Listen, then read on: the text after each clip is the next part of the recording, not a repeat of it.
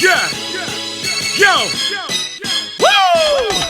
Over 700 islands, make a decision. No matter where you go, there is a tropical vision. Over 700 islands, which one do you choose? No matter where you go, there is no way you can lose. Over 700 islands, that make me so proud. Everybody scream Bahamas out loud. Over 700 islands, we're number one.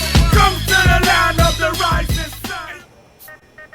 All right, we'd like to welcome everybody back to another edition of Industry 242. This week, we in the big studio, the studio where it all started, and we starting off with the big engineer, Dillon D-Mac McKenzie. What's up, Dillon? Hey, out there, what's going on? Everybody all right? Good. All right, Dillon, how did you start off in this music industry?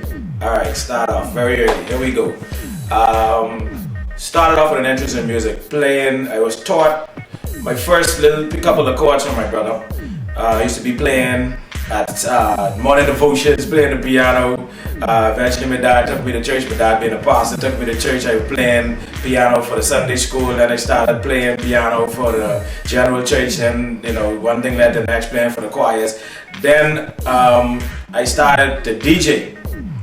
And I wanted to know, I got interested in how these beats were created, and I was fascinated by how they put all these things together, so I wanted to find out how that was done. My brother Kevin McKenzie was recording at that time. So Kevin got some equipment from Eddie, and I remember him bringing it home, and I was experimenting with it and building little beats here and building little beats there, and I was very good at programming drums. A lot of studios around town, the older guys used to bring me to program a lot of drum tracks. So when we went from there, programming the drum tracks, got the DJ thing, getting interested in production, started doing a little production. My brother and I got together and we entered the Commonwealth Song Competition, where we won here locally, we won regional, we won international, we traveled to Africa and all that other stuff. So by then we were able to buy some equipment and stuff like that, and come back and develop a studio. From then, it grew from there. I took it further, working at Telco, investing all of my money and putting all of my time in the studio. I remember times coming inside the studio from like going to work from 9 to 5. I have to come here from like 6 until about 4 in the morning and do that all over and over again. And I was doing that for years and years until I decided I had to leave Telco. I had to make a decision. I had to make a tough decision.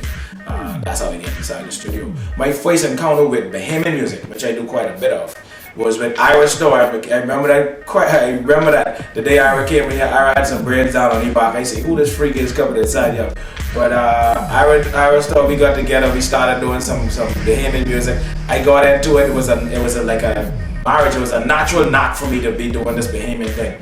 I realized that, so I kind of used that, and I use that as a propulsion thing, doing the Bahamian music thing. I produce all different types of music, but the Bahamian thing is the foundation of what I do, because I believe, if you don't have a firm foundation, then your building can't stand. The foundation comes from what you know, your culture. You gotta know your culture. You gotta know that in order to do anything else. You gotta be perfect in what you do.